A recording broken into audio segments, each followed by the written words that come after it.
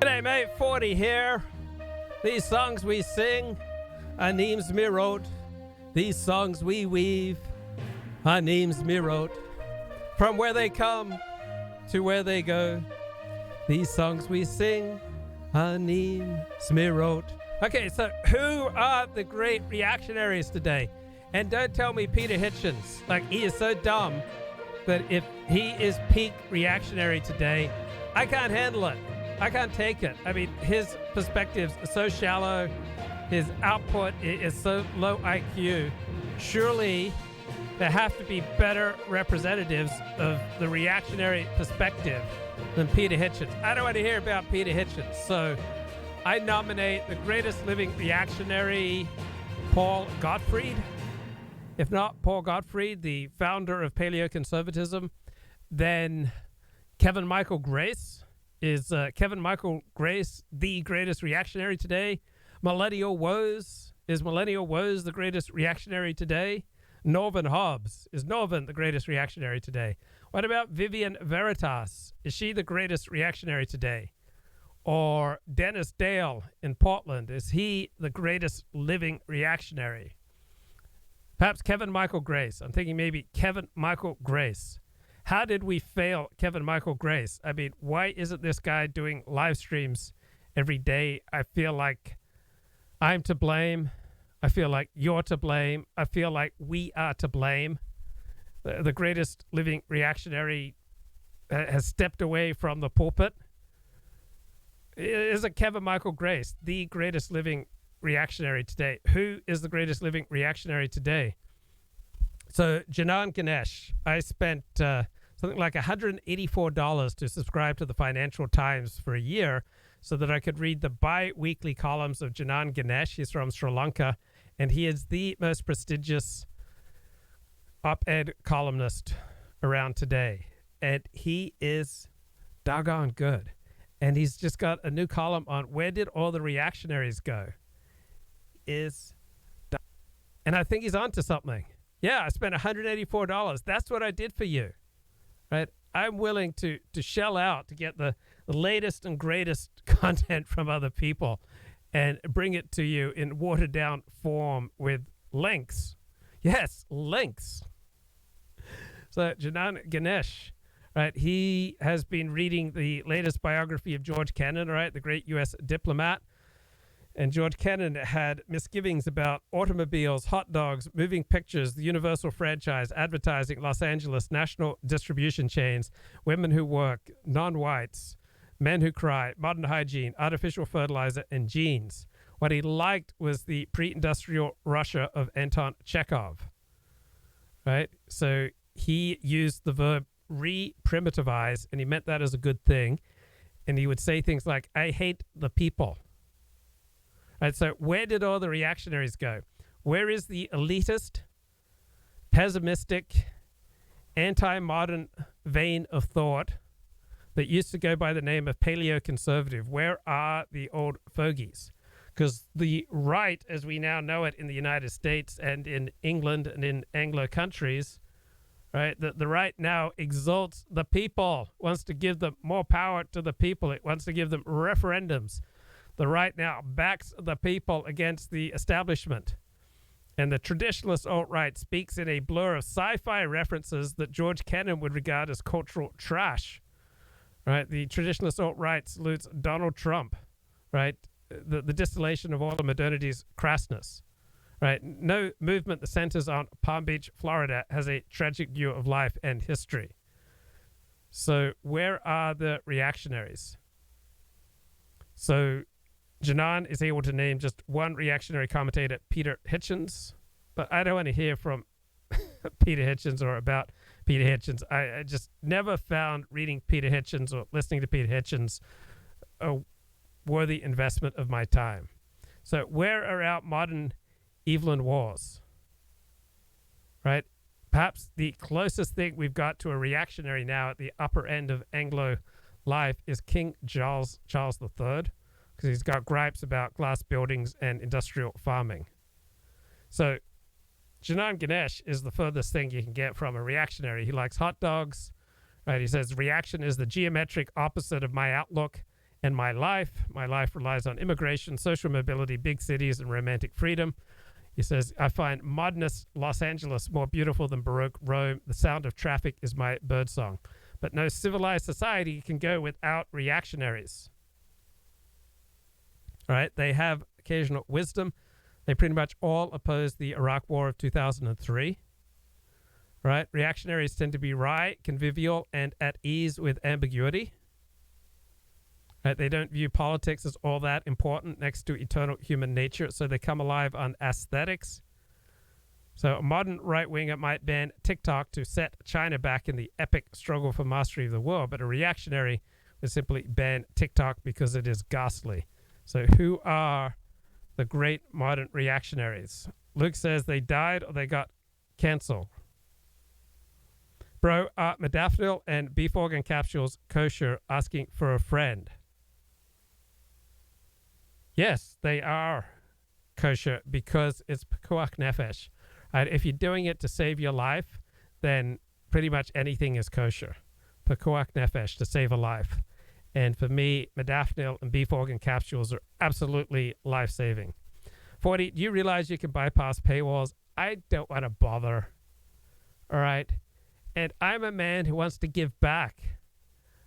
All right? It used to be that people would accuse me of just taking. And, you know, the ladies would leave my place after a weekend and they'd be tired and they'd be sore and they'd be worn out and they'd be convinced that I was a taker and not a giver. Well, now I want to give, including to the great newspapers of the world, such as the Financial Times. Peter Hitchens has a son who is a reactionary commentator. Modafinil and beef organ capsules kosher for Passover? Yes, because they are pekuach nefesh. Okay, half Galician, I need you to call in. You've got my number. All right, so let's do this. There are no longer any excuses. We have never spoken. So imagine we could share such an intimate moment live, all right, on the internet. Right, yeah. Beef organ capsules and modafinil can save your life, bro. Elliott Blatt is our southern agrarian. Yeah, is Elliott Blatt our last great reactionary? All right. Blood sports. Internet blood sports. Right? Are they kosher? Are they kosher for Passover? Could they save the world? Looking at a column here by Michael Schaefer, senior editor at Politico. He says, sorry, Jon Stewart, America needs Crossfire again. The CNN debate show is indeed like pro wrestling, and our political landscape is worth without it.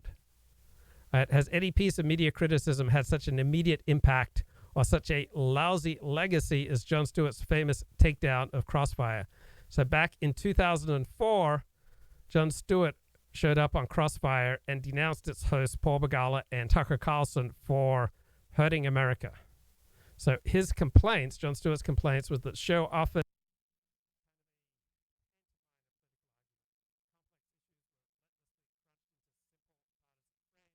topics were selected for pyrotechnics rather than enlightenment, and political hackery was the order of the day. Stop, stop, stop, Stewart pleaded with the host Tucker Carlson and Paul Begala. Stop. Now, I don't know the meaning of the word stop. I don't know the meaning of the word don't. I don't know the meaning of the word quit. Right? This exchange went viral. Liberals swooned. High-minded critics nodded in approval. Right? And within a few months, Crossfire back in 2004 was killed off. Right?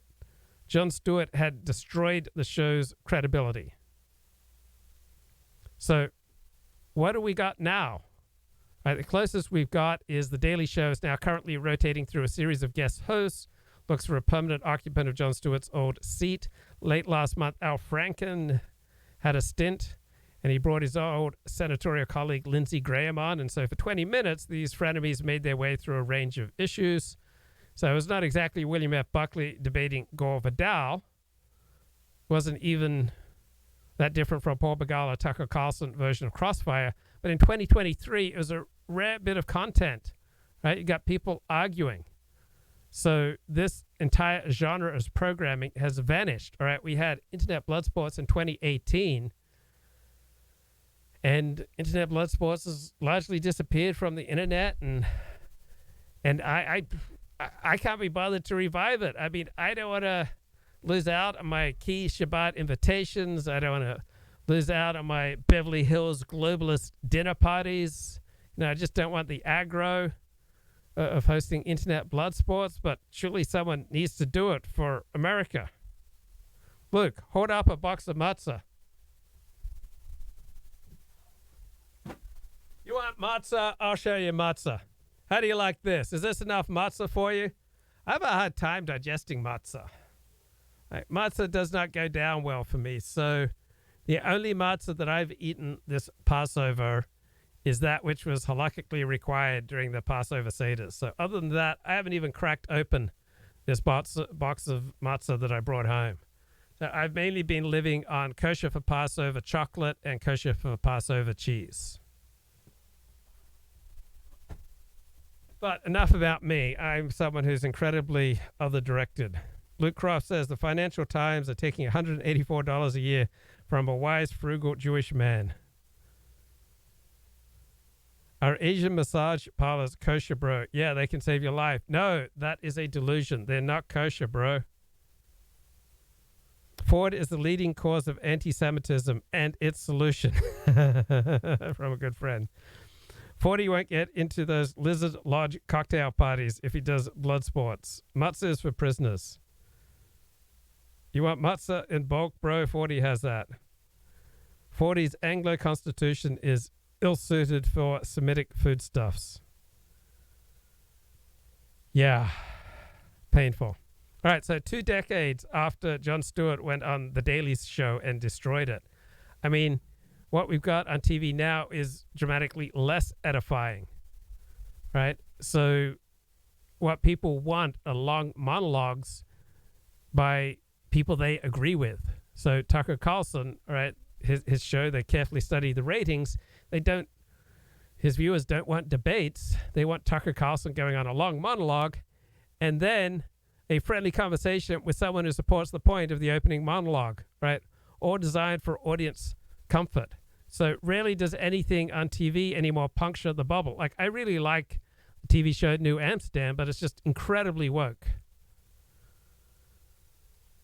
Right, so Tucker Carlson, according to Jon Stewart back in 2004, he was hurting America, but I think most disinterested observers would say Tucker's hurting America more nowadays than he was back then. So perhaps it was this humiliation at the hands of Jon Stewart that spurred Tucker Carlson's evolution, trumpet the WHCA style, from bow-tied TV prepster to the ideological force he's become today. So it's not just politics. The media landscape used to be home for debates between architecture or art critics. Sports now is the one arena in which the form lives on. So sports have become increasingly highbrow. Culture has become increasingly lowbrow. Who said that? A very wise man who's a columnist at the Financial Times, right? Someone I spent $184 a year to subscribe to. And he's got a great column on how football got smart and art got dumb. So sport now is discussed with more depth and wit than culture. All right, so someone should compile a book called You Hear the Darndest Things at the Emirates, meaning is that the Chelsea Stadium? So a former colleague said the Chelsea soccer stadium in London is the only sports stadium which he's seen someone with a copy of Vanity Fair, not the magazine, okay, the 19th century novel by Thackeray. There was an incident when goalkeeper Julio Cesar earned the admiration of the home crowd. We came to bury Cesar, howled a dissenting voice, not to praise him. So the membrane that used to seal football from the life of the mind has become ever more porous. So there's lots of good writing now around sport. Right, there's more tactical analysis than you can keep up with or even fathom on podcasts, on YouTube, on Twitter. So next to political and cultural debate, the sports debate tone is sharper, droller, more elusive to other bodies of knowledge. So what happened? We've got soccer hooliganism has declined. White-collar fans now follow sports such as soccer in England without social stigma. So Martin Amos used to feel like a prole in polite company. Then from 2008, when Pep Guardiola took over as manager of Barcelona, football has become much more tactically complex. So people with a forensic cast of mind now drawn to football, a subject that may once have bored them. And social media has given these people a platform. So the result is ever richer and more mind-stretching sports discourse than was even conceivable a generation ago. So football has gone through an intellectual revolution. Sports talk has gone through an intellectual revolution. Arts discourse has gone the other way. Right? Arts discourse just gets dumber on dumber. So culture is now primarily treated ideologically. It's harder and harder to discuss or read about art qua art. Like art is now a window into power relations. You can get lots of that kind of analysis. But if you want, really fun, profound, deep investigations, then you have to go to sports talk.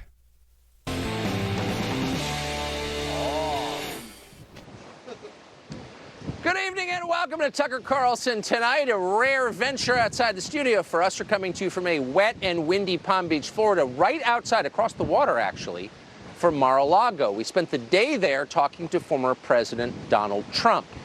It was his first interview since he was arraigned in a Manhattan criminal court exactly 1 week ago. The Republican frontrunner for president arrested by a Democratic prosecutor on political grounds. Nothing like that has ever happened, and we wanted to hear from the man who experienced it. The conversation went in a lot of different directions, heavily on foreign policy. Really an amazing conversation. Here's how it began. Mr. President, thank you for having us. Thank you. Last week you were in New York for this arraignment. The world watched it. You've not given an interview since. You were there, I think, 57 minutes. Tell us from your perspective what that was like. Well, it was a horrible thing because I did nothing wrong. Absolutely nothing wrong. You look at even the pundits and the legal analysis, Greg Jarrett, all of these really talented people, they're saying he didn't do anything wrong. So that's number one. Number two, they were incredible. When I went to the courthouse, which is also a prison in a sense, they signed me in. And I'll tell you, people were crying. People that work there, professionally work there, that have no problems putting in murderers, and they see everybody. It's tough place. And they were crying. They were actually crying. They said, I'm sorry. They'd say, 2024, sir, 2024. And tears are pouring down their eyes. I've never seen anything like those people are phenomenal. Those are your police. Yep. Those are the people that work at the courthouse. They're unbelievable people. Many of them were in tears or close to it. Many apologists were sorry, sir. We're sorry. They had to have me do certain things. They said, sir, I can't believe I have to ask you. I can't even believe that I have to ask you to do it. You could see. So in one sense, it was beautiful because they get it. In another sense, it's nasty. I went to the Wharton School of Finance. They didn't teach me about that. That wasn't like they didn't know about the arraignment part? That wasn't. We didn't have a class on arraignment. And, it was a sad day in many ways, and in many ways it was a beautiful day because the people understand. I didn't know this was happening, but the poll numbers have gone through the roof. The people get it, and the other ones are hoaxes also. The box hoax. Look at Biden, he's got 1,850 boxes, and, that's a hoax. And then the one in Atlanta where I had a perfect phone call. This is all weaponization. They're weaponizing our justice system, Tucker. And they think if they go and give you a subpoena, I guess I'm very well known and people understand it and they get it, and maybe I have a bigger platform so I can explain it. But if you're somebody, a Republican, let's say, running for office, and you get a subpoena, you might as well resign because you're not going to be able to survive it. And the voters aren't going to handle it. The voters aren't going to take it. What they're doing is weaponizing the system, and there's never been anything like it. And it's all disinformation. You see, the other day, Afghanistan, one of the worst things I've ever seen, I think the most embarrassing moment that this country's ever had, frankly, the way we got out, not the getting out, we had to get out, it was ridiculous to be there. And I had that so good, so tight, so tough. I spoke to the leader, Abdul, I said, Abdul, if you do anything, you're gonna get hit really hard.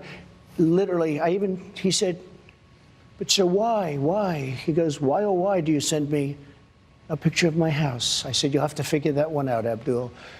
But we didn't have one death in 18 months. He knew, not one death. And then to see the way we got out, like we were surrendering, like taking the military out first, leaving $85 billion worth of equipment behind, giving up Bagram. I was going to keep Bagram. I was getting out, but not for Afghanistan. It's 1 hour away from where China makes its nuclear weapons.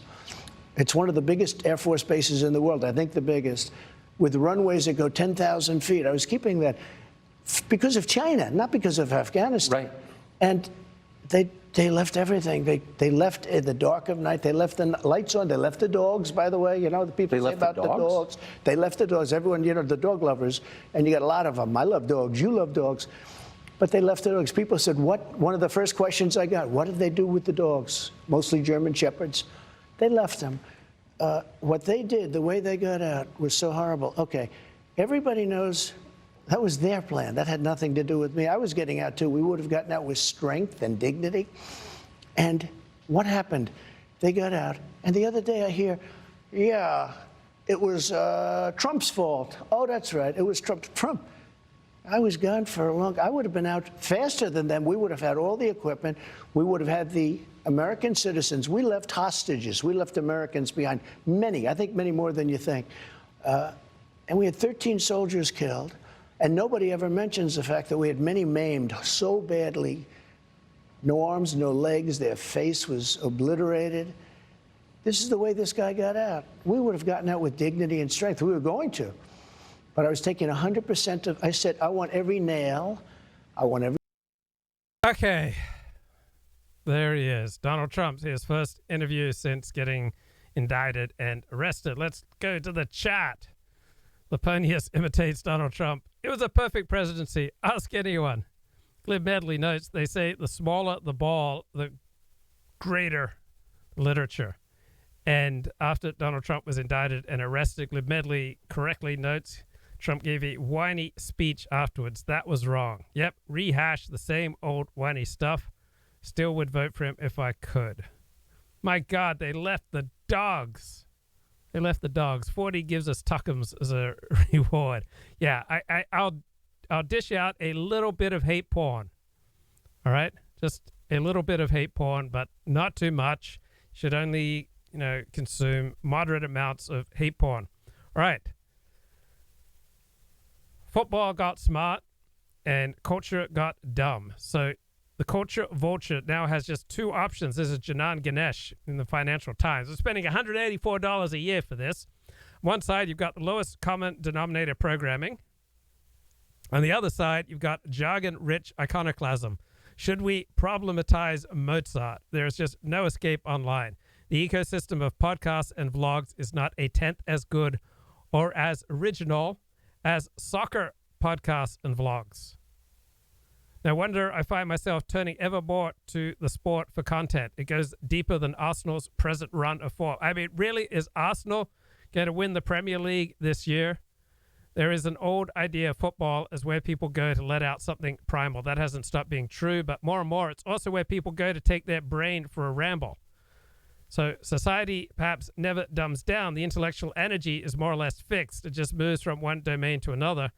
Perhaps because the stakes are so low, football now gives more license than the arts to those of us who are curious and have an argumentative bent. Call it a safe space. All right, that's what I'm spending, $184 a year. Money very well spent. Janan Ganesh, consistently thought-provoking here in the Financial Times. My God. And he just keeps bringing it, right? This is Janan Ganesh, April 7th, right? How art forgot the Araviste, right? Culture has a jaded mood now because the creative professions are full of downwardly mobile people. All right? Where are the great chroniclers of social climbing today? Social climbing is emotionally exposing. It means gradual estrangement from kin, from the people you grew up with, from the people who were once your closest friends. It is personal and it is universal. Social climbing, right? It is, another word for it is just a phrase for it is just trying to get on. So we have artists who have rendered the subject in ways tragic, such as Jay Gatsby, Sweet, David Copperfield, Complex, Rastenach, Broad, Del Boy. It is the story in almost all of drama. It's a way of retelling the Odyssey. And it's the greatest TV shows of our current era. It's about social climbing. Succession, Downton Abbey. Succession, show about rich people vying to stay rich. Downton Abbey, show about where aristocracy goes to seed. Fleabag, you can find that on Amazon Prime. Show about treading water. The Zeitgeist author today is Sally Rooney, the bard of disappointment who resonates in an era of graduates living four to a house as they cross age 30. Then there is the telling seriousness with which sci-fi is now taken, which I cannot relate to. Sci-fi or fantasy is a genre that invents these closed worlds that abstract one away from our own social hierarchy, where characters face challenges to smite this orc or whatever. But you get to avoid the classic story of material self-betterment. So where did the social climber in the arts go? Who is chronicling? Who are the best chroniclers today of social climbing? Who is explaining on the page and on the screen the jaded anti-aspirational mood? So The Economist, Walter Bagehot columnist, wrote last month that in publishing, every third person is called Sophie. Same is true in theater, galleries, TV, and the features end of journalism. The pay is so much worse than in the corporate professions. As cities grow ever more expensive, creative work increasingly tends to attract people who either have parental help with their living expenses or they have accepted their downward mobility. So we now have a cultural blind spot for social climbers, for the unironic ambition for the parvenu. Right, there's still a world of desperate striving going on all around us. We've got motivational speakers laid on by Pentecostal churches. We've got the Lost Boys following Andrew Tate and other online hucksters. It is just as much a spirit of our present age as any other time. But who are the best chroniclers of social striving today? And Janan Ganesh, who's middle-aged, says, my will to strive now is only half there. I've gotten most of what I wanted. Sophisticated ennui is not where the drama of life is. I was poorer, gaucher, meaning more crass. I was worse read. I was less confident, but I was much, much more alive at age 23 than I am now. Man, I just shared with you 4 great columns by Janan Ganesh. Okay, let's go to perhaps the greatest living thinker that we have today, who's explaining the world out around us with wit, with wisdom. So in the TV show Succession, which is somewhat modeled on the Murdoch family, Conor Roy is the oldest of the siblings and the most neglected and probably the least loved. And he tells his siblings in this season that he doesn't need love. That is his superpower. Okay, so he says his other 3 siblings are all love junkies, right? But he doesn't need love. Well, guess what? Conor Roy needs love too. We all need love, bro. No man is an island.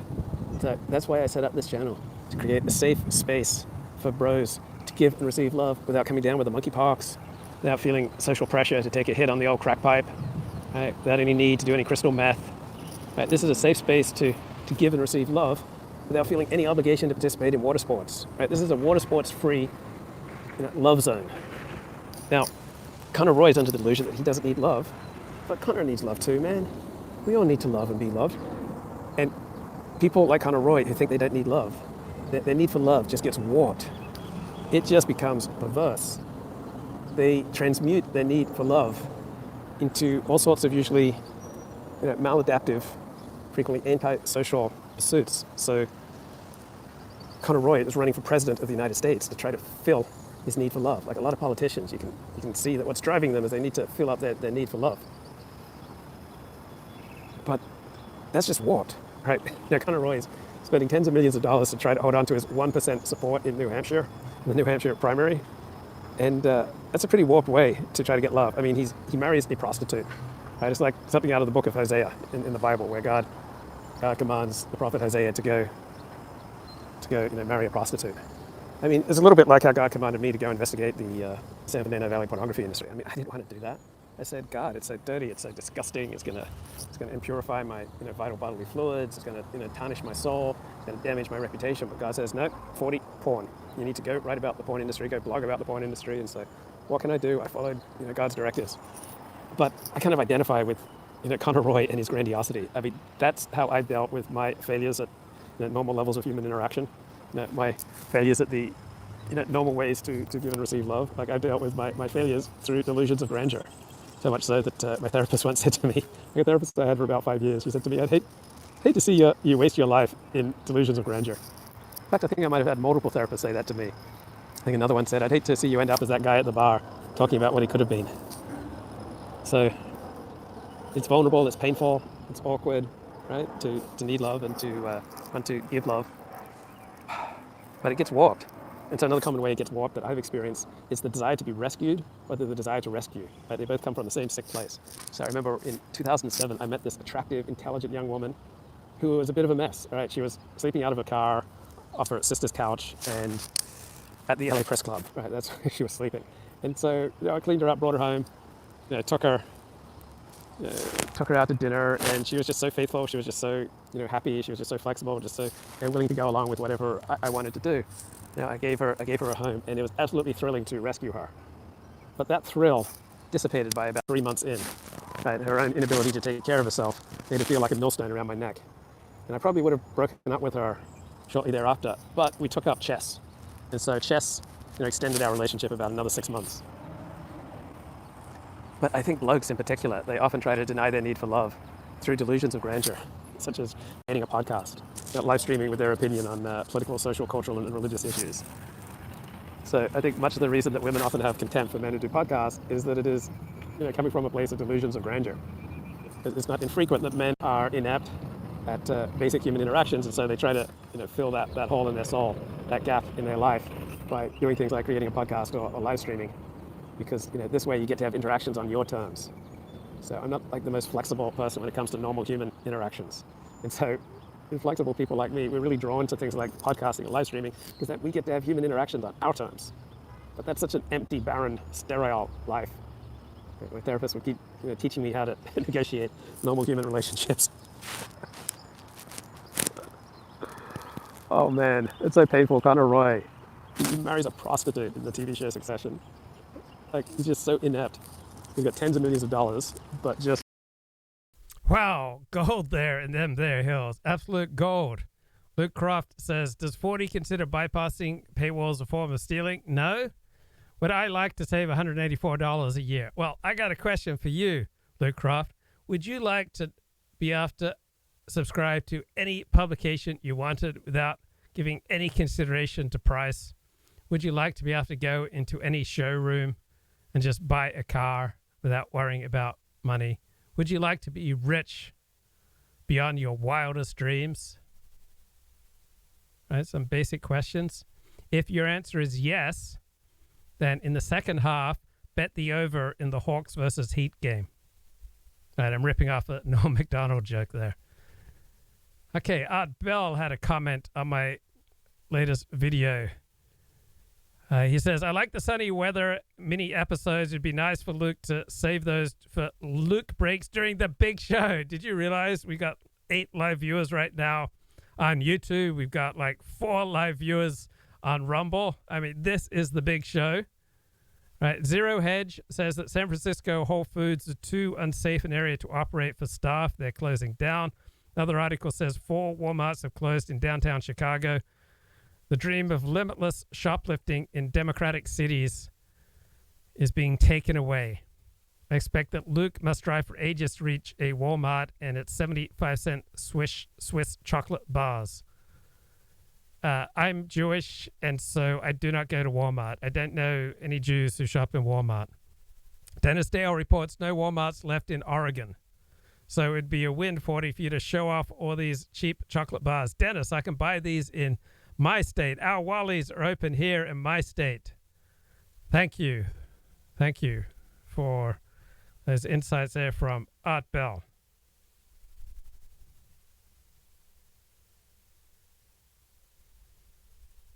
Jews don't go to Walmart. That's correct. Jews do not go to Walmart. Right. Politico. Elbridge Colby wants to finish what Donald Trump has started. So I read this guy's book on Taiwan. It was excellent. And he is a terrific thinker, important thinker. And he is probably the most powerful, influential, important foreign policy thinker on America's right wing. Politico says, Elbridge Colby wants to finish what Donald Trump started. Meet the conservative intellectual seeking to remake the GOP's foreign policy. So he's straight out central casting for a member of DC's foreign policy elite. He has degrees from Harvard and Yale, has a membership to Washington's Metropolitan Club. He has the kind of clipped accent that you would expect from an American blue blood. There's a lightly fictionalized version of him that appears in the New York Times columnist Ross Douthat's memoir of his undergraduate years at Harvard, titled Privilege. He had a grandfather who was head of the CIA, but he is far from a deep state darling. He is the intellectual leader and rising star of an insurgent wing in the Republican Party, rebelling against decades of dominant interventionist and Reaganite thinking. So for years, Elbridge Colby has held that China is the principal threat abroad. The United States should focus on Asia to the near exclusion of everywhere else, including Russia and Ukraine. So if Trump began the Republican Party's realignment away from the neoconservatives, who want the U.S. to serve as the world's policeman, Elbridge Colby, who worked for Trump as a Defense Department official, is now looking to make that shift permanent, especially since President Putin's invasion of Ukraine has drawn fresh eyes and resources toward confronting Russia. More in the GOP are coming around to Colby's point of view. So when Ron DeSantis in March dismissed Russia's war on Ukraine as mere territorial dispute and argued for a greater focus on the China threat, he was echoing Elbridge Colby. So Colby's views are advancing with lightning speed in the Republican Party. So we have one Politico says, I have a hard time identifying a single person in my lifetime in Washington, D.C., who has had a bigger impact in moving the needle of the debate on Ukraine and China. So Missouri Senator Josh Hawley says, nowhere is Elbridge Colby's leadership clearer than in the current debate over trade-offs between aiding Ukraine and deterring China. So his foreign policy influence is more than just another installment, long-running fight between isolationists and hawks in the GOP. It is part of the mounting revival of the Asia First doctrine that the Republicans championed in the aftermath of World War II. So there's a new China lobby forming in the GOP, and Colby is its leader. It's a self-consciously realist approach to foreign affairs, very much in line with John J. Mearsheimer's perspective, very different from the neoconservative hawks who argue we should be primarily confronting Russia. So the Colby line holds that American military planning and resources should be directed toward the conflict with China over Taiwan. So Colby says Ukraine should not be the focus. The best way to avoid war with China is to prepare for it so that Beijing recognizes that an attack on Taiwan will fail. We need to be a hawk to get to a place where we can be a dove. So Colby has admirers throughout the right. That includes Tucker Carlson, Josh Hawley, J.D. Vance. Hawley says Colby's advocacy for a return to a realistic approach to American interests is exactly what the foreign policy establishment does not want, but it is exactly what America needs. And the GOP's skeptical faction on U.S. support for Ukraine has momentum. So Colby is leading the charge away from unlimited support for Ukraine, and he's pulling historically hawkish senators such as Senator Marco Rubio along with him. So in a recent essay in American Conservative, Rubio complained that Europe is not pulling its weight on defense and that the polite caretakers of American decline bend over backwards to appease China's communist regime. Marco Rubio is such a lightweight. Okay, Colby is also close to Heritage Foundation President Kevin Roberts, who helped lead opposition to legislation last year that provided $40 billion military and humanitarian aid to Ukraine. So about 60 House Republicans voted against it, far from certain that Congress would pass such aid today. So Roberts and Colby, so Roberts is the president of the Heritage Foundation, recently co-authored a piece in Time magazine asserting that our concentration on Ukraine has undermined our ability to address the worsening military situation in Asia, particularly around Taiwan. So Ron DeSantis and Donald Trump are basically both on board with Elbridge Colby's very realistic foreign policy. Every screw. I want the tents. They said, sir, the tents are very hard to take out. I said, I want the tents. I want the tanks. I want the planes. I want everything. And a couple of them fought me on it. Like Millie, he said, sir, I think it's cheaper to leave the equipment behind. I said, let me ask you, we have a plane that costs $100.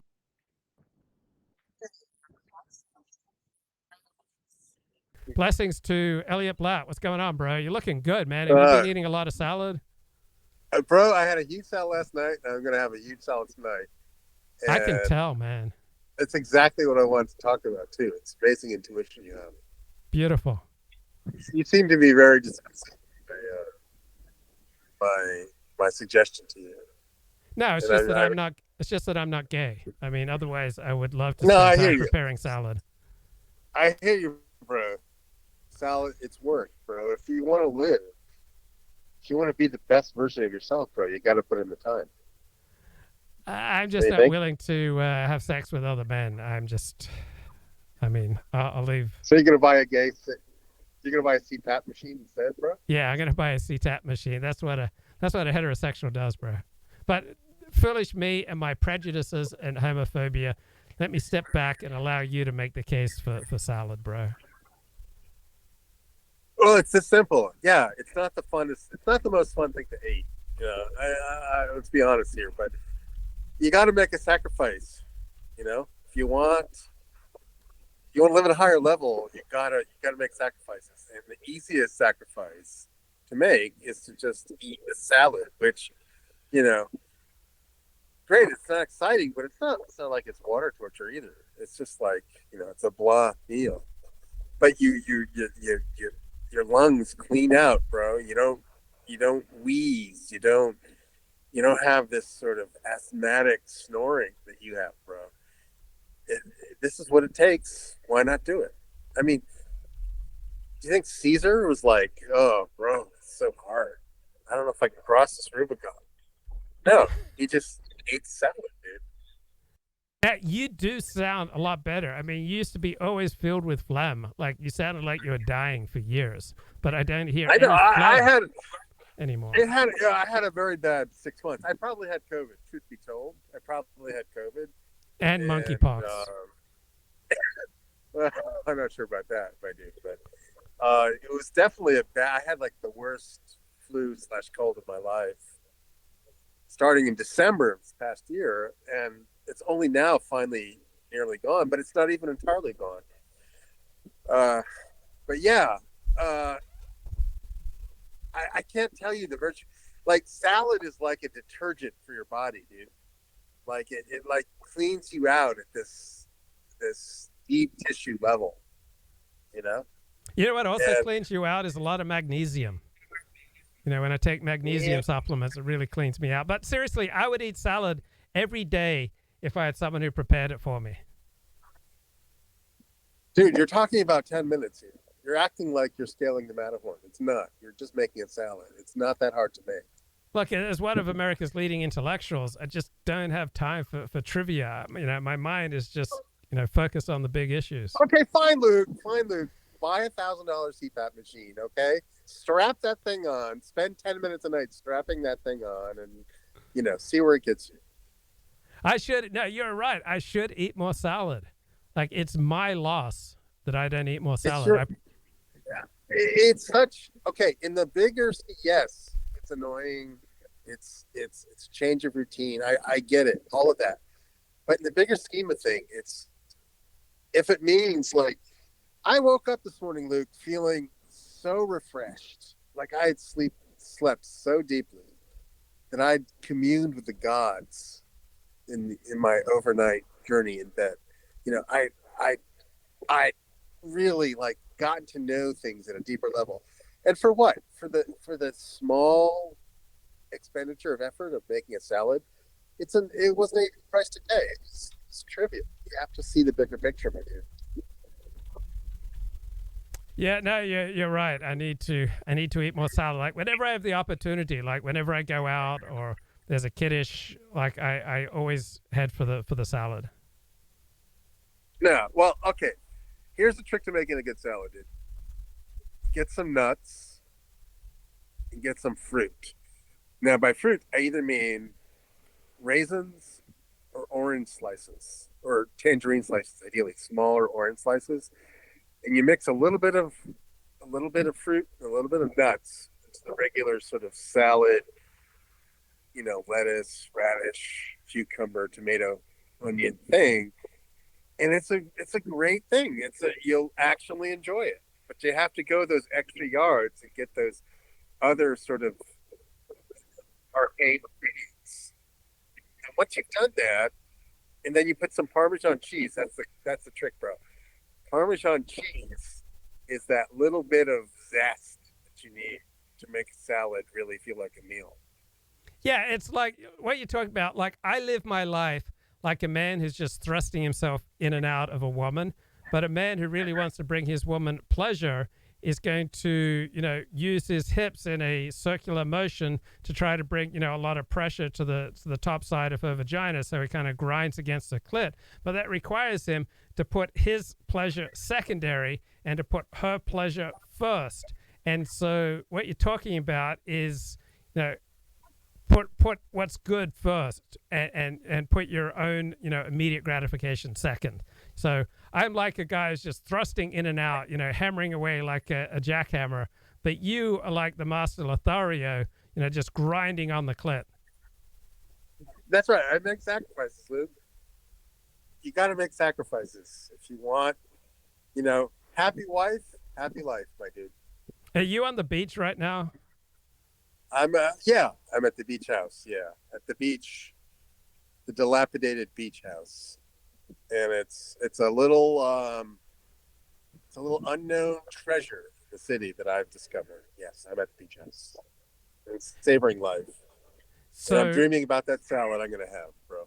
So Laponia says, I saw a ton of Orthodox Jews at a Walmart in upstate New York, and it's amazing. Can you figure this out? I think there's a Walmart in upstate New York. It's the only Walmart in the country that does not take returns. Can you figure out why a Walmart in upstate New York is the only Walmart in the country that does not take returns? Dude, that's racist, bro. I don't go there. Well, apparently Orthodox Jews were taking advantage of the return policy. Love is love, Luke. Love is love. Okay, well, nothing but love. Generalizations. But apparently Orthodox Jews were taking advantage of the return policy and abusing it. So all these stores that used to have very generous return policies had to cancel them in upstate New York because of Orthodox Jews taking advantage. It's just an example of this Walmart reaching for excellence. They're finding what's the best policy? You need a bunch of Orthodox Jews to teach Walmart what the best return policy is. And that's what they did. It's a service that they provided to Walmart. Do you shop at Walmart? No, I don't even think there's one in the Bay Area, bro. I can't even remember last time I was in a Walmart. Just imagine dying in a Walmart. I mean, how depressing is that? You go to Walmart, like you get shot.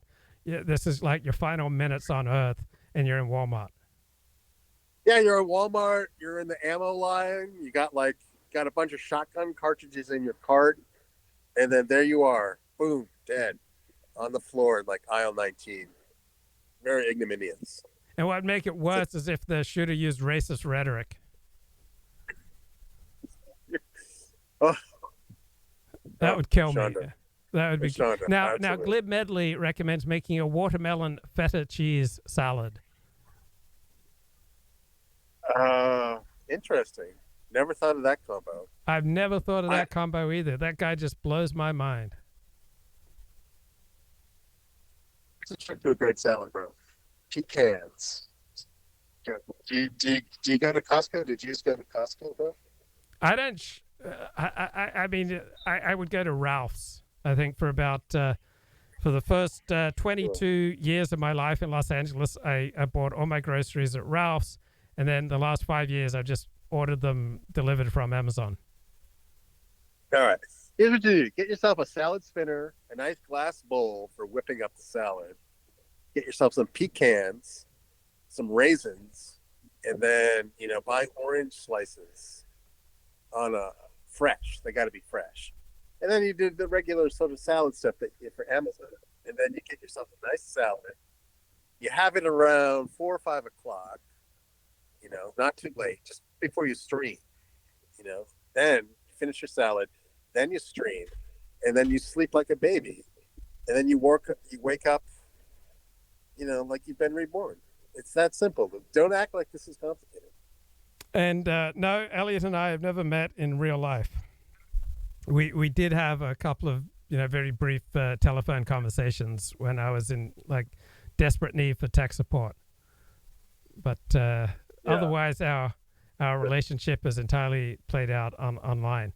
Who do you think's the greatest living reactionary? I'm wondering, Kevin Michael Grace. Living reactionary. Yeah. Or Paul Gottfried. Who would you say? You can name multiple. Oh boy, I don't know if I've kept this file before. I guess Paul Gottfried probably. He's probably got the best sort of, learned takes on things. Not that I don't like Kevin Michael Grace, I do. But yeah, I guess you have to give the nod to Paul Gottfried. Have we failed Kevin Michael Grace, or has Kevin Michael Grace failed us by not live streaming for it seems like 3 months now? Yeah, I haven't paid close attention. He seems to be walking a very narrow line. His economic situation seems very precarious. So I'm glad whatever situation he's got is stabilized, but I do worry for him because seems to be he shouldn't be in that situation at his age. Yeah, I know when my economic situation is not stable, or I'm not feeling optimistic about my economic situation, I drastically cut back on my live streaming because I just lack the confidence to stand and deliver, or my opinions. If I don't have my finances sorted, I just don't have the confidence to step before a camera. I know what you mean. And I've really taken a lot of steps to shoring up my financial situation. And I don't know how I could just give opinions on the internet and expect that to be sufficient to carry me through, right? Or even how could you? How do you give opinions when you're scared about your living situation? I mean, that is just so hard. Or even when you just simply lack confidence in your own ability to navigate reality. Yeah, it's a certain amount of hubris to say that, well, my opinions will carry me through. To say I'm going to stream full time, that takes a lot of balls with you. Even part time. Like I can't stream part time if I'm not feeling confident. Like as soon as I lose confidence in my life, in the direction, and any financial issues or just lacking confidence in my financial situation, I dial way back on the live streaming because I just don't have the strength for it. I don't have the confidence for it. Like I hardly did any videos between 2012 and 2016 because I was carrying over $50,000 in credit card debt, and that just played over so that I lack the confidence to say anything about anything. I know what you mean. Like debt is a real mood killer. It's like this extra 10 pounds that you're carrying around in your daily life. Your happiness can only go so high if you're carrying a lot of debt. I know that feeling. Luckily, I've paid my debts. That's one burden I don't bear. But yeah, you bring a very important point. Like, I mean, any serious loss. Yeah, what? Any serious loss, I would dial way back on the live streaming. I would be sad. I would be depressed. Loss of community, loss of friendships, loss of opportunities. Any serious loss, I will immediately dial way back on live streaming because I just don't have the confidence or the zest. So how is your? I mean, I know this is a bit personal, but how is your economic situation these days? No, I feel good. I'm saving about $1,000 a month. So you got your Alex. I mean, we don't even know what you do during the day, bro. It's been like 5 years. You've jealously guarded this secret for that long. I mean, not that I'm asking, but do you have like multiple sort of streams of income, or are you doing the Alexander technique? What are you doing these days? I just try to be of service to my fellow man, bro. Okay, so it's not the copious super chance. Living a life of love and service, I find, is the best path to making money. So, what else is going on online? I mean, you're a connoisseur of the live streaming format. Do you think we need to bring back internet blood sports? I mean, we don't even have them on TV anymore. We've got a paucity of them on the internet. Is this holding America back?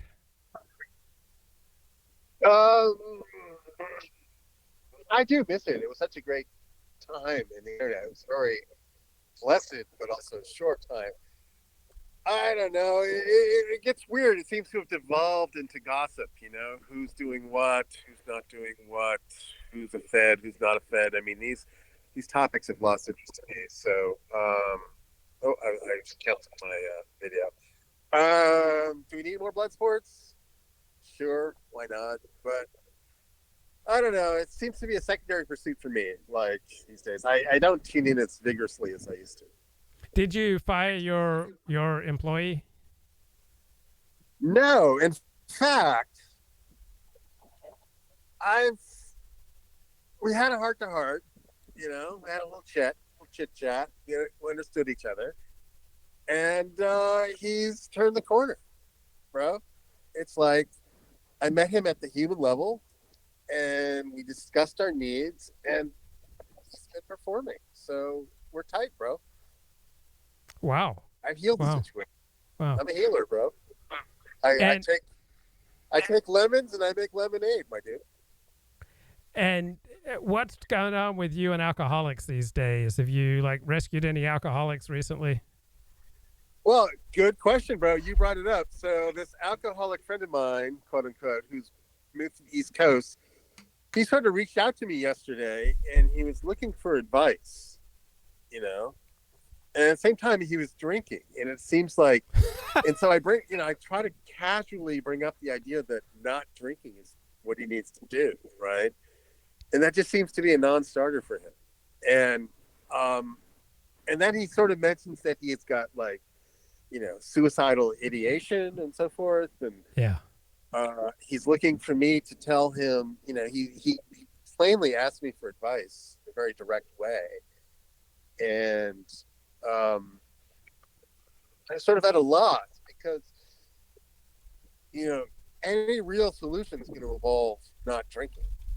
And that's the one thing that seems to be off the table at the same time. And so, like, how do you talk to someone like that? How much suicidal ideation will you put up with from, you know, people who are talking to you? Like, I shut it down really quick. I will not converse for very long with anyone who's expressing any suicidal ideation. I just will not put up with it. How much are you willing to put up with it? I mean, I guess I shut it down. I tell him, you know, listen, you know, I've known this guy for 30 plus years. I said, come on, man, you've had all these interests, these enthusiasms. What excites you? You've got to sort of latch onto something that's you're passionate about. Did I hang up? Oh, no, we're still together, bro. Okay. Yeah, I was trying to give him a pep talk, you know, and it's weird. Like, all he talks about is all this kind of stuff that he sees online, these conspiracy theories. There seems to be a very tight correlation between alcoholism and conspiracy theory indulgence. He seems to think that, you know, the deck is stacked against him, that, you know, the Great Reset's trying to eliminate him, all this kind of stuff. And, you know, I try to, I try to get him to see through that kind of stuff, but he doesn't, you know. And same time, he's calling for advice. He knows he wants to sort of break out of this, but he's got this, and so he calls me thinking that there's some sort of magic key that I can deliver, and I can't deliver. I can only encourage him to do things that are healthy, and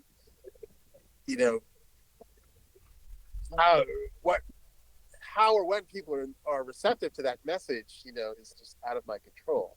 I think certain percentage are, certain percentage aren't, and I'm just trying to have to wade through it. But I gave it the old college try, as they say. How many of your friends are alcoholics?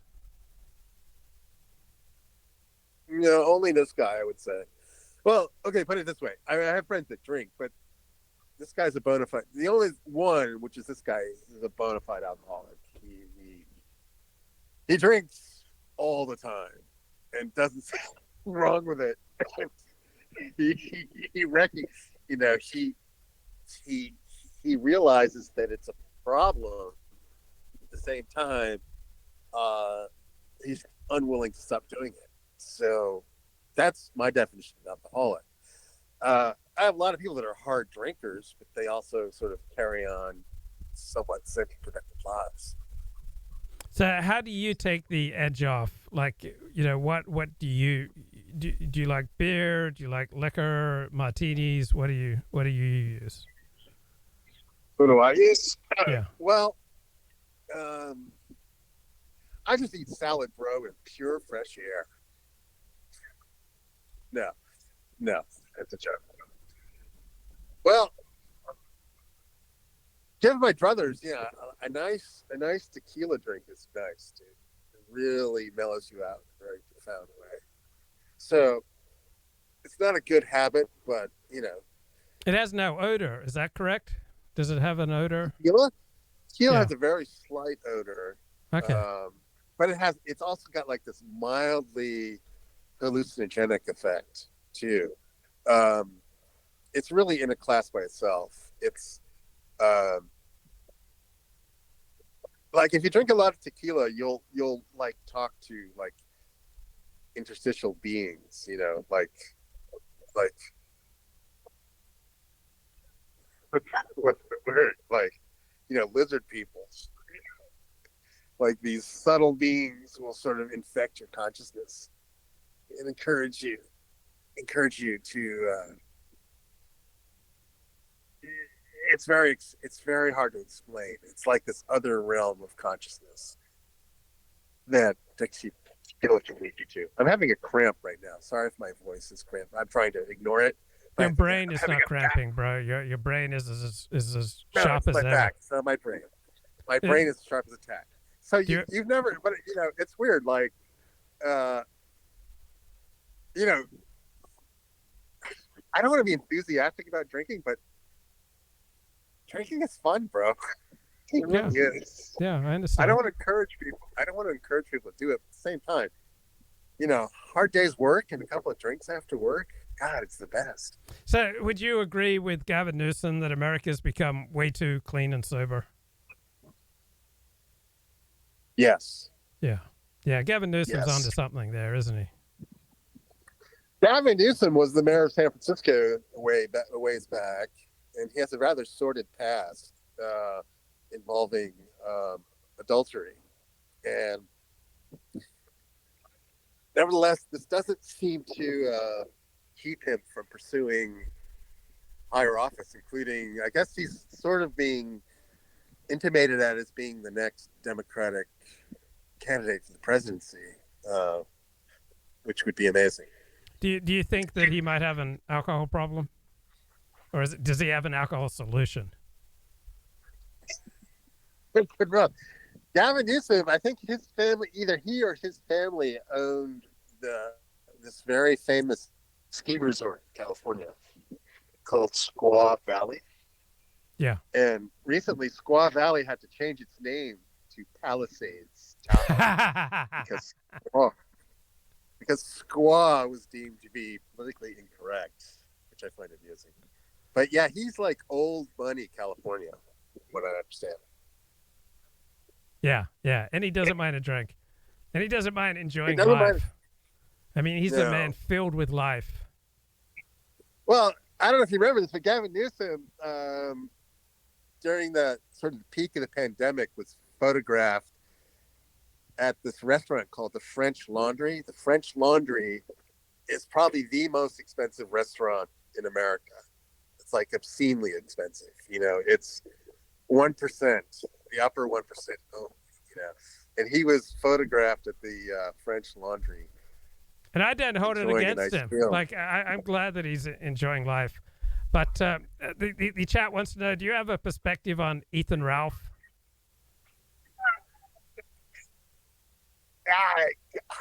I've gone past, my perspective on Ethan Ralph is that he needs massive intervention by somebody that cares about him, because he seems to be on a absolute collision course with suicide, as far as I'm concerned.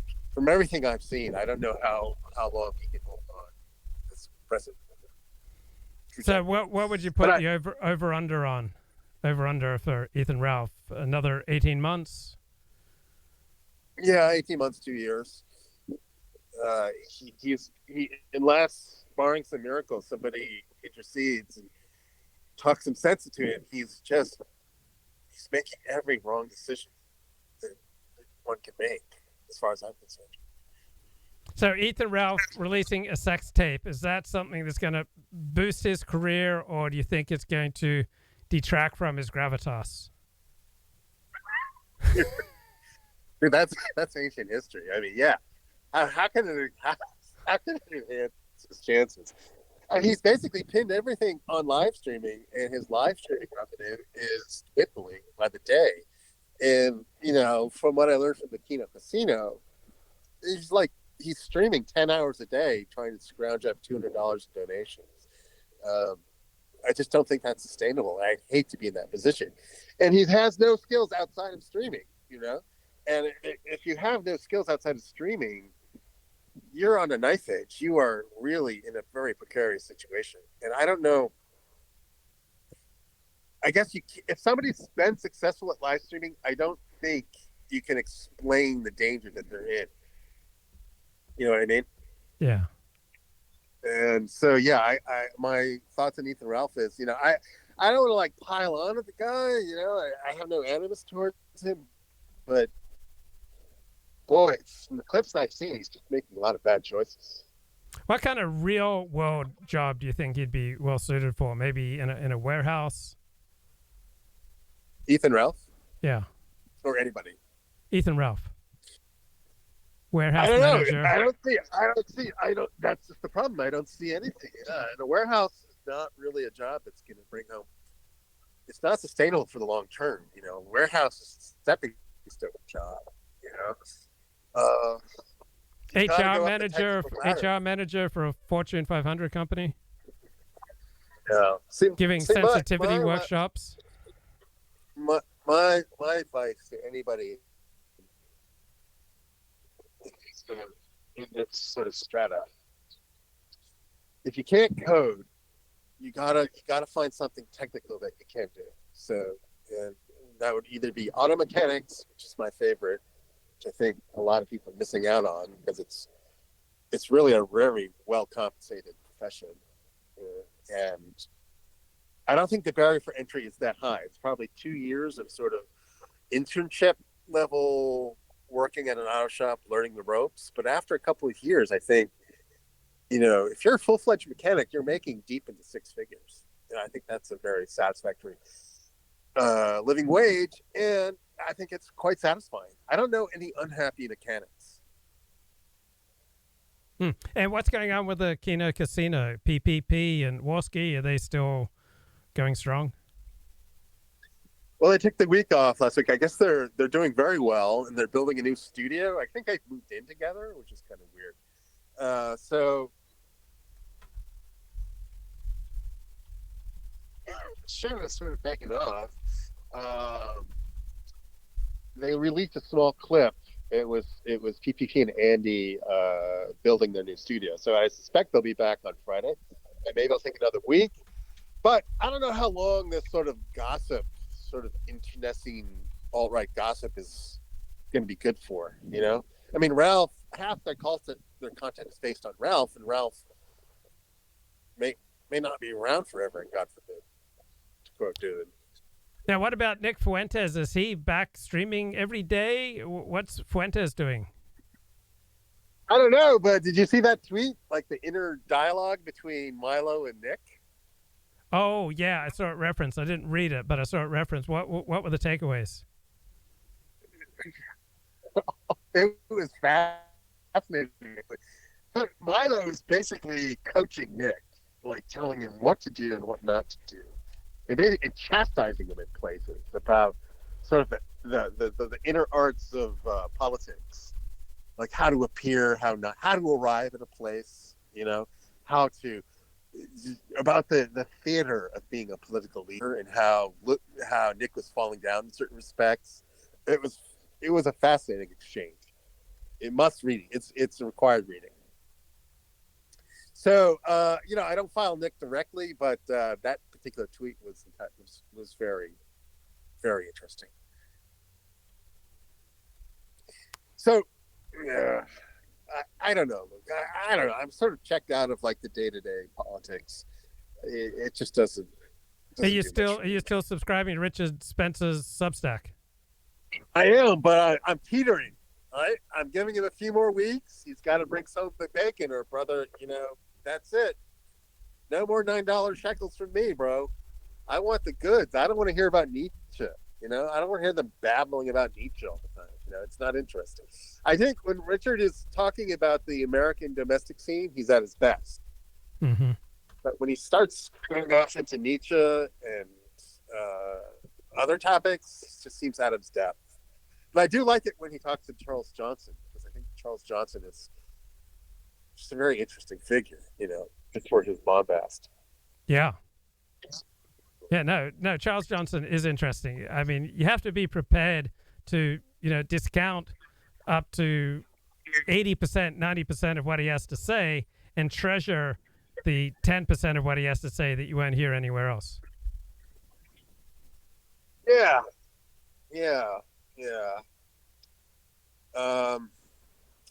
So I think there was like, do you subscribe to anybody on Substack? I love Substack. I've come to love it.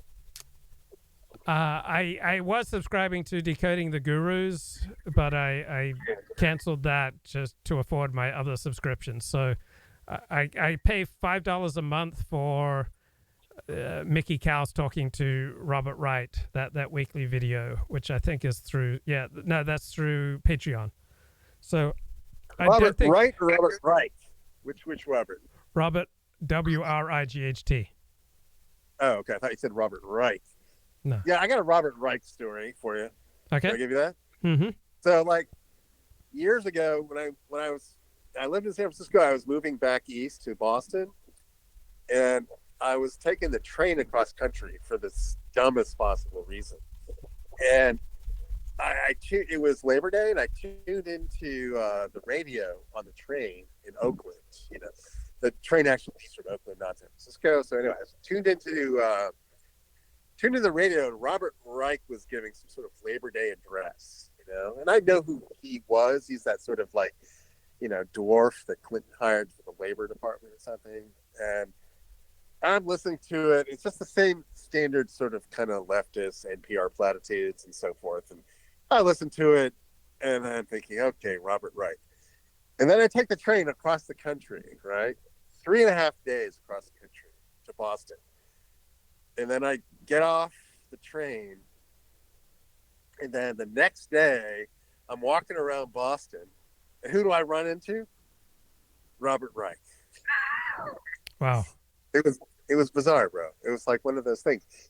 He was a guy you could run into casually in Boston all the time.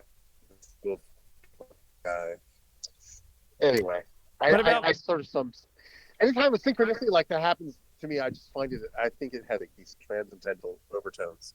But, do you think Donald Trump should hire Laura Loomer? There's talk that he's going to hire Loomer, bring her on to his campaign. She's totally inner circle material. Why has he waited this long? That's my only question. Okay, bro. Any final words for this evening? No, bro. No. All right. Take care. Good Blessings. chat. I'll talk to you. Okay. All right, shalom. Let's have a look at this Milo Yiannopoulos. So Red Pill Gang TV Twitter account says, I've obtained correspondence between Nick Fuentes, Milo Yiannopoulos, in which Milo can be seen repeatedly big-leaguing a meek and submissive Fuentes who is completely rattled after a poorly attended America First rally in New York. The clueless Fuentes seeks counsel from Milo, who schools him on everything from messaging to presentation. Towards the end of their conversation, Fuentes embarrassingly admits to being a shy nerd. I'm told that this is just the beginning of a massive message dump that exposes the countless failures and lies of Nick Fuentes. So here's how the conversation begins. This is from November 10, 2021. Do a better job marketing Saturday. Turnout today was pathetic. You can't be seen talking to such small groups. It makes you look ridiculous. Fix it.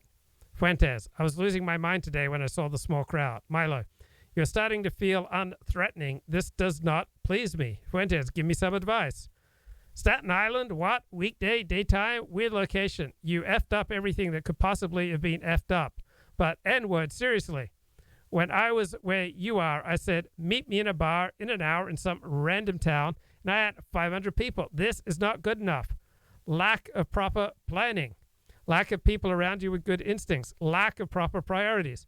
Would have been better today for you to send an advance. When the crowd size was noticed, Nick doesn't show, much less damaging. You can shake off a little diva aura. You can't shake off the stench of death. I didn't love the God stuff today. It didn't feel sincere. We've got someone here with a crucifix. N-word? Really? You're lifting these speech texts from Trump rallies where there's 10,000 people to roar approval. You got to learn how to speak to different size groups. Right now, you soar or bomb, and we have to fix that immediately. You have to professionalize. That doesn't mean losing the spontaneity and magic. I was always a mess.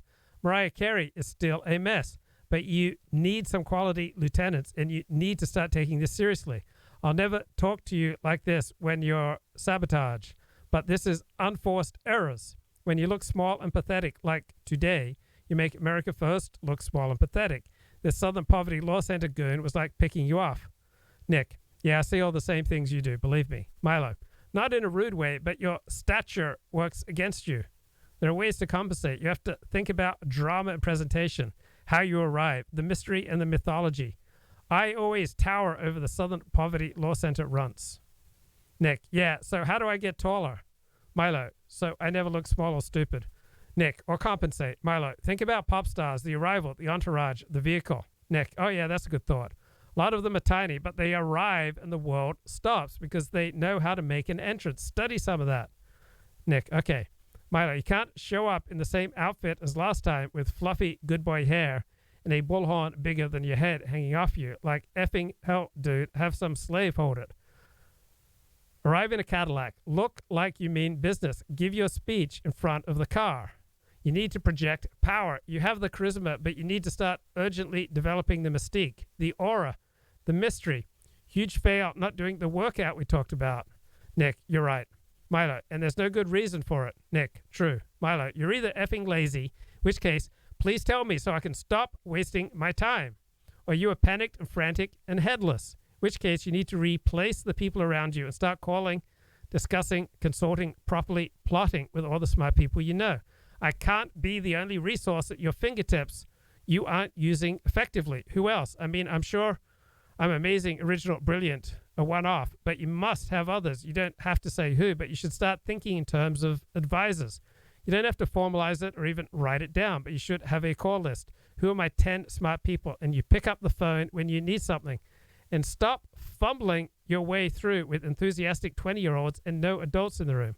Nick, it's just intimidating asking for help from established people. I'm kind of bashful when it comes to that. I recognize it's not going to work with that approach. Milo, I realize that you are at heart a shy nerd, but you have to get over that. Nick, how? Milo, I'm in Detroit a lot more now. Easy to hop over. Why don't we spend a few days just shooting SHIT? No objectives, no pressure. Just talk and plan and think. Nick, okay, we can do that. I think that would be helpful. $100 million, it's sitting there. All it needs is a tank of gas, right? Give me a little jet fuel.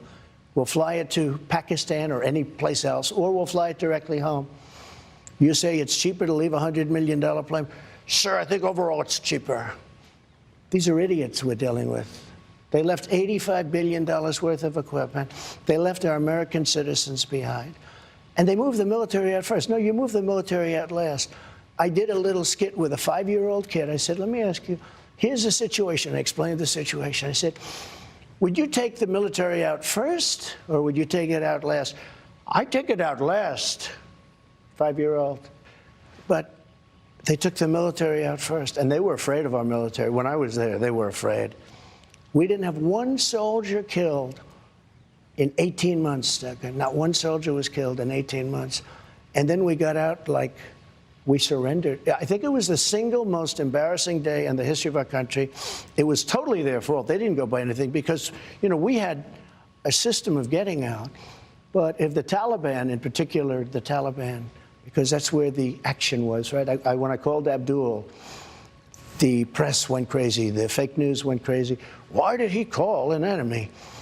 I said, well, it's Jesse James. I used to ask him, why did he rob banks? He said, that's where the money is. Why did I call the head of the Taliban? Because that's where the killing was. And he's... Okay, here is Nick Fuentes defending Ali Alexander. Frank V sent $3. Sorry if retarded, but thoughts on the accusations against Ali? I know your retarded loser enemies don't have anything on you, so they attack your professional acquaintances. Anyways, God bless you, King. You know, I've heard about that stuff for a long time. And as far as I know, I don't know that there's anything new. I don't know that there's anything out there that's like, are there any accusers? As far as I know, there's some screenshots. And there have been screenshots floating around for years. But the claim is not he flirted with somebody, because he's very open that he was bisexual at one point. As far as I know, that's no longer the case, or at least not acting on it. But then there's this claim that he's an abuser and all this stuff. And you know what? I've heard for years from his adversaries who already don't like him, well, it's just around the corner. Just around the corner, there's going to be a report. Just around the corner. I say, well, can you show me the evidence now? They say no. I'm like, okay. So the day that charges are filed, the day that anything conclusive comes out of there, then I will have something to say about it. But until that point, you got some screenshots, some flirting that's going on. Now, it's not like, I don't find that savory at all. But what people are making it out to be is a little ridiculous. And I say, where's the receipts? That's what when it comes to anybody. When Jesse Lee Peterson was being accused by Church Militant, I was being told by the same people, you got to throw... For months, this hit piece on Jesse Lee Peterson came out, I want to say in June of last year. And I was told in like February or March, I was told Jesse Lee Peterson's a gay pedophile, and you better just disavow him before this thing drops, because it's going to be ugly and everyone's going to blame you. And I said, well, can I see the evidence? They said no. I said, okay. I said, well, I'll wait to see the evidence with everybody else. I said, I'm not going to throw this guy under the bus. And I feel similarly about the Ali situation. That stuff has been around for a long time, promulgated by adversaries of his, which doesn't help, by the way. People that aren't very credible. And I saw a photograph. Somebody alleged, they said, oh, this is Ali with a kid he was abusing. And the guy in the picture is someone who I've seen around, and that guy is 27 years old. So I know that's a lie. And I don't, that's very problematic for your credibility, actually. I think that really is, that speaks to the whole situation. You gotta disavow. Here's a picture of him with one of his underage victims. Really? Because I know that guy, and that guy's 27. So I hear a lot of talk, not a lot of receipts though. So, and here's the reason why I'm sympathetic.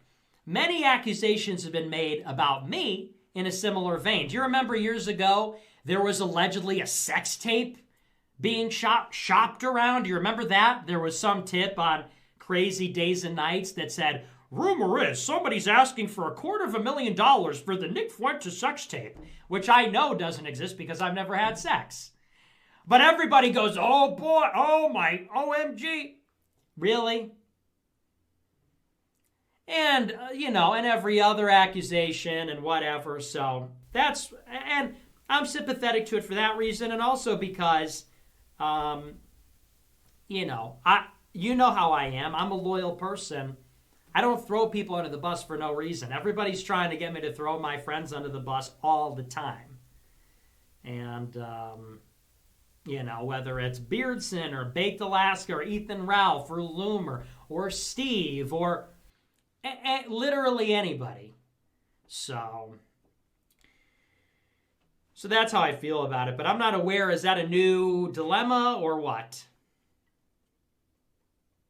Because I haven't heard anything about that lately. But I've heard about that a lot for a long time. Now that being said, listen. Now that being said, here's the other side of it. If there's proof of pedophilic abuse, I'm the first person to disavow. There should be no tolerance for that, no acceptance of that anywhere. But that's a big accusation to make.